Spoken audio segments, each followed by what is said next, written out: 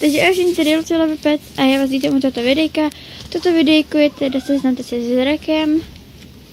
Rak je takový černý pejsek. A teda moc se omlouvám za to, kdyby náhodou, kdyby to, teda, ne takhle, no, omlouvám se teda moc, že nejde vydat to videjko, bylo to video, že to jsem se s rybičkama, jako je mi to líto, že to nejde, nevím proč, prostě, že z jakých blbých důvodů. Tak se snaží dostat dovnitř, a má to blbý, haha.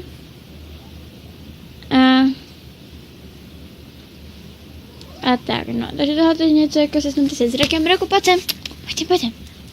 Takže Rek, je to kluk.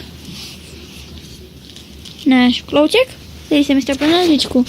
No, klouček. Tak, je to kluk, je to smíchaný plemeno. Reku, pojď sem. A já tady šlápla do jeho hovna. Dobře. Pojď sem. To tady takový pejsek, pěkný. Tady furt sem leze a to se mi nelíbí.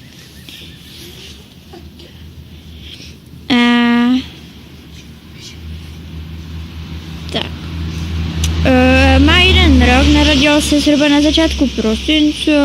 Je to moje zlatíčko, jo. On se neotačí, protože má zaplý blesk. Bohužel. Jo, mám zaplý blesk. Nechtěla jsem se zrovna moc chytat, no tak dobře. Utřeme si do Raka. Takže tohle je jakoby taková seznamovačka. Krasavice, pojďte. No, takže omlouvám se, že jsem to musela nutně stopnout, jelikož přišla teta. Jestli chceme chlebíčky, ale my nechceme chlebíčky. Že jo, Raku, že nechceme chlebíčky.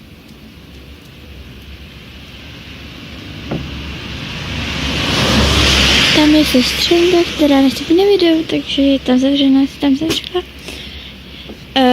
Tak Rak chce jít za ní. No. Takže má 1 rok, je takový to.